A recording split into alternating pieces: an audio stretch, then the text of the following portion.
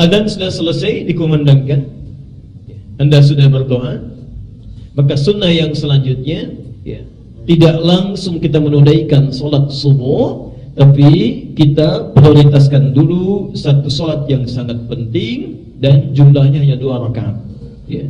Disebut dalam hadis dengan 2 rakaat fajar. Hadis Muslim nomor hadis 725. Jangan kehilangan ini ya, jangan kehilangan ini, sayang.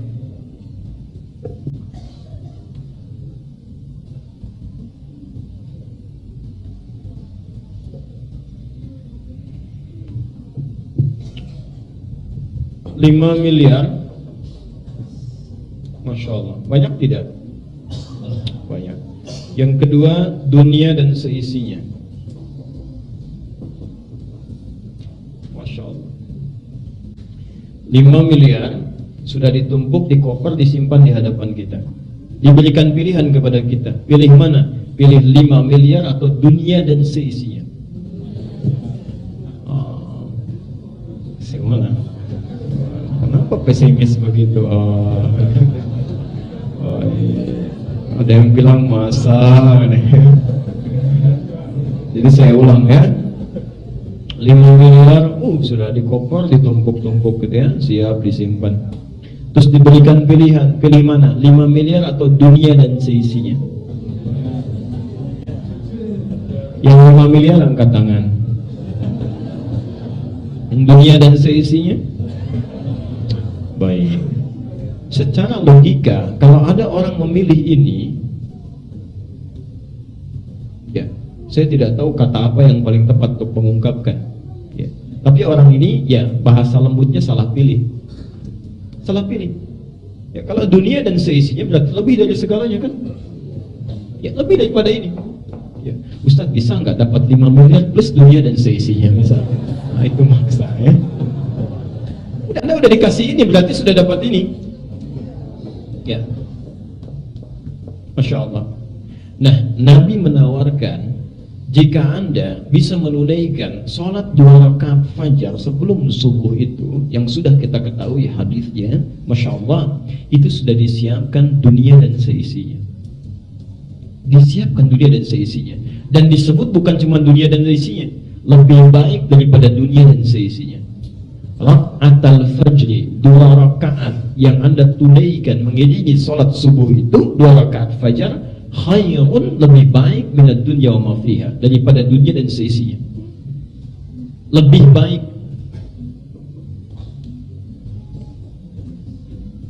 Ya. Nah, perhatikan kalimatnya ya. Kalimat ini minad dunya ada menggunakan min.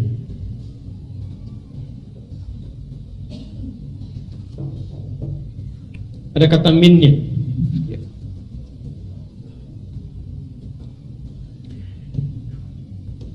Min itu punya 2 arti dalam bahasa Arab. Agak pelan-pelan. Min, huruf min dalam bahasa Arab itu memiliki 2 arti, 2 makna. Satu, menunjukkan makna min at-tab'id. At-tab'id menunjuk makna sebagian. Sebagian. Jadi enggak keseluruhan, sebagiannya saja. Misal, surat yang paling favorit apa yang paling hafal? An-Nas misalnya ya, An-Nas. Enggak apa-apa. Qul a'udzu birabbin nas, malikin nas, ila min waswasin alladzi fi sudur. Ujungnya minal, ada minnya kan? Minal jinnati minal jinnati wan nas.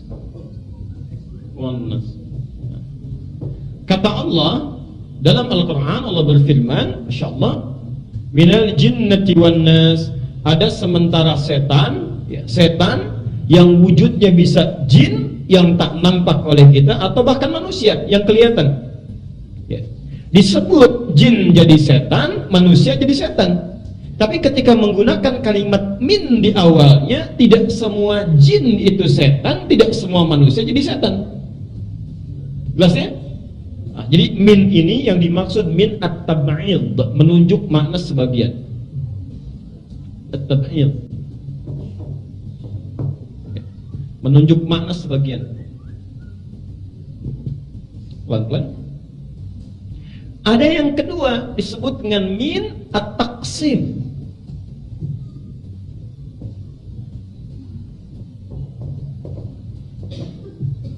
Bimakna al-muqaranah, perbandingan. Perbandingan pada yang lebih baik. Pada yang lebih baik.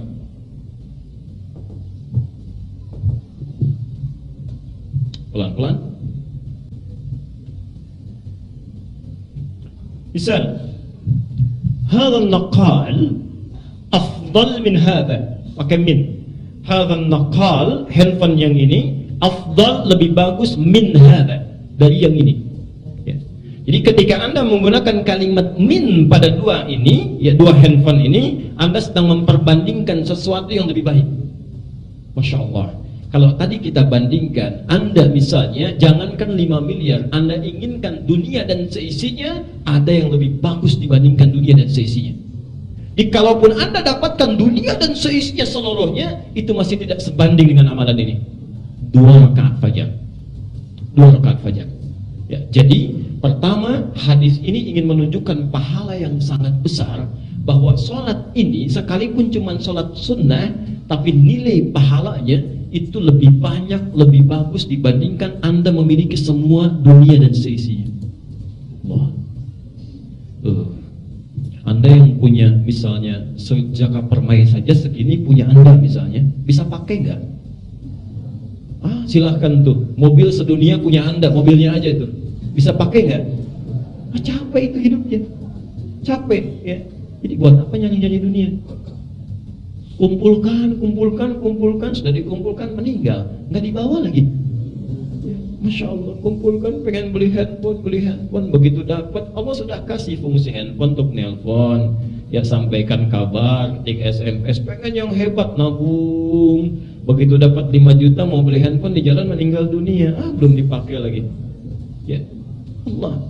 Nah, Anda lakukan satu amalan ini lebih baik daripada. Jadi ini ingin menerangkan satu pahala. Jadi orang yang terbiasa menunaikan salat fajar, 2 rakaat fajar, artinya orang ini sudah mendapatkan bekal lebih daripada dunia dan seisinya untuk pulang. Dan ini akan dicari, hati-hati ya. Nanti saat hisab, insya Allah kita saksikan bersama, saat hisab di akhirat nanti, yang pertama dihisab amalan fardu, salat dulu. Kalau yang wajib sudah selesai, Anda kurang amalan, itu nanti akan dicari yang sunnah. Dicari yang sunnah. Nah, peluang ibadah sunnah terbaik yang banyak pahalanya, diantaranya ini. Ya. Jadi kalau Anda tidak pernah tertinggal salat fajar, itu sekali salat fajar lebih baik daripada dunia dan seisinya. 2 kali lebih baik daripada dunia dan seisinya. Ketika Anda diwafatkan, hilang amal wajibnya, fardunya selesai, dihisab tuntas kurang amalan, maka ini akan memberatkan mizan, berat. Amalan sunnah lain barangkali sedikit naiknya. Begitu ini, Allah, ya, tingginya luar biasa. Jelas sampai sini? Baik. Jadi mohon maaf kalau besok dikasih kesempatan bangun, karena itu tidak tiap hari. Tidak tiap hari. Itu bergantung saat hidupnya kita. Ya, jadi besok Anda masih hidup, dapat. Besoknya belum tentu. Ya. Jadi begitu Anda punya kesempatan dibangunkan oleh Allah, segera rencanakan, tidak boleh ketinggalan sholat 2 rakaat fajar. Jelas sampai sini?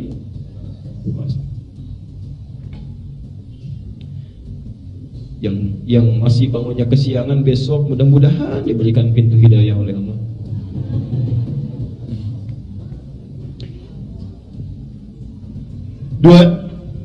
Satu pahala.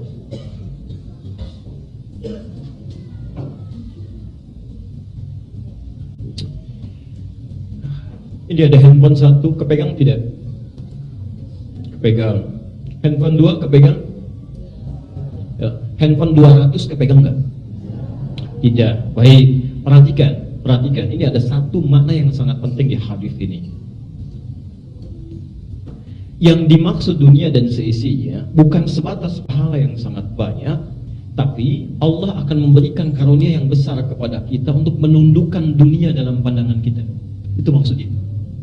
Jadi kalau orang terbiasa menunaikan sholat fajar, maka sikap hidupnya akan mencari dunia untuk sekedar kebutuhannya saja.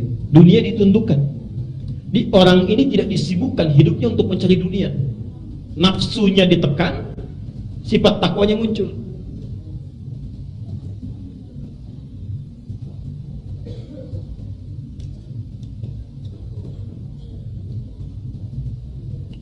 Perhatikan, di orang kalau sudah sholat subuh pergi ke kantor mencari apa? Dunia. Ketika belajar mencari apa? Dunia. Ketika bekerja mencari dunia. Umumnya begitu kan? Nah, ini ada orang yang dunia sudah didekatkan oleh Allah, ditundukkan. Semua yang ada di dunia ditundukkan pada dirinya. Bukan orang ini yang mencari dunia, dunia yang sudah menunggu untuk dijemput. Dunia yang mendatanginya. Karena itu sifat orang yang selalu menunaikan sholat fajar, dunia dijadikan kecil pada dirinya dan mudah untuk diraih. Nafsunya ditekan. Nafsu itu kan sifatnya ingin. Kalau ini sifatnya butuh. Ya. Jadi ketika dia membutuhkan dunia, dia tidak mencari berdasar keinginan, kebutuhannya aja, jadi nggak capek hidupnya. Enak, karena dunia ditundukkan, ya. Keinginannya tertekan, ya. Kemudian takwanya meningkat, yang dibutuhkan itu yang dicari, keinginan itu yang ditutup. Misal, apa fungsi pakaian? Menutup aurat. Yang kedua, menampilkan keindahan, kan? Yang ketiga, menjaga dari dingin, panas dan sebagainya. Baik, tiga fungsi ini. Baik, pelan-pelan. Kalau Anda sudah tahu fungsinya, berarti itu kebutuhannya. Ya. Orang-orang yang dominasi oleh sifat nafsunya, maka dia akan mencari lebih daripada itu, karena banyak inginnya. Model ini selesai, pindah model yang lainnya. Model ini selesai, pindah yang lainnya lagi. Bosan di tempat ini, pindah yang lainnya lagi. Dunia menjadi besar bagi dirinya, karena banyak yang dicarinya. Yang ini tidak. Karena terbiasa menunaikan sholat fajar, ditanamkan dalam jiwanya, dunia dijadikan kecil. Karena kecil, yang dicarinya gampang, tidak luas nyarinya. Dia hanya mencari apa yang paling dia butuhkan. Saya mau sholat, pakaian saya sudah nggak bagus. Dia cari yang bisa menutup sholatnya supaya tampil dengan lebih baik. Jelas sampai sini? Baik. Teruskan pelan-pelan.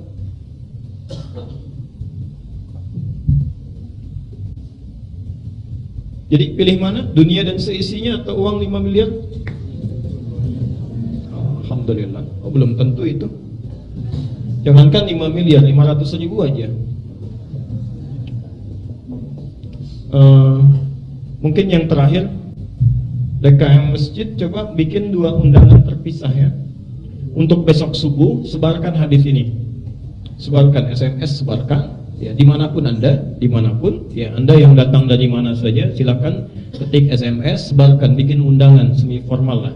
Yang sholat subuh ya di masjid kami, insya Allah kalau menunaikan dengan 2 rakaat subuhnya, masing-masing insya Allah akan mendapatkan dunia dan seisinya. Nanti cek berapa yang datang. Ya. Hari kedua ada SMS lagi. Yang sholat subuh di masjid kami, alisan misalnya bikin, insya Allah masing-masing dapat 500 ribu. Baik ya. Adzan subuh 4.18, kira-kira datang jam berapa tuh? Yang pertama. Baik ya, Anda bisa nilai sendiri itu. Baik. Yuk, saya agak cepat. Ditunaikan di rumah sunnahnya. Saya ulangi karena kita belajar sunnah ya, maka 2 rakaat fajar ini sedapat mungkin tunaikan di rumah, bukan di masjid. Tunaikan di rumah. Tapi Anda mesti beri catatan bila rumahnya dekat dengan masjid. Ya, saya ulang ya, bila rumahnya dekat dengan masjid. Karena seringkali ada orang yang baca hadisnya tidak sampai tuntas, Misal hadis pertama di Al-Bukhari nomor hadis 731. Kita lihat, ini sering sekali marak disampaikan. Afdalu salatil mar'i fi baitihi ilal maktubah. Ya. Sebaik-baiknya salat seseorang tunaikan di rumahnya kecuali salat fardu. Ya. Pernah dengar hadis ini? Baik. Tapi Anda jangan sampai lupa, Nabi sendiri memberi keterangan, wa baiti huna, dan rumahku ada di sini. Baik, rumah Nabi ada di mana? Di masjid. Di masjid. Masya Allah. Ya. Jadi Rasulullah itu kenapa banyak menunaikan salat sunnahnya di rumahnya, dari mulai tahajudnya, qiyamnya, salat-salat rawatibnya, mutlaknya bisa dikerjakan di rumah, beliau kerjakan di rumah karena memang rumahnya dekat dengan masjid. Artinya, bila rumah Anda dekat dengan masjid, maka yang terbaik 2 rakaat fajarnya jangan tunaikan di masjid, tunaikan di rumah. Jelas sampai sini? Tapi bila rumah Anda sekiranya jauh dari masjid, jangan maksa di rumah, tunaikan di masjid. Ya, kalau ingin subuhan di masjid, ya.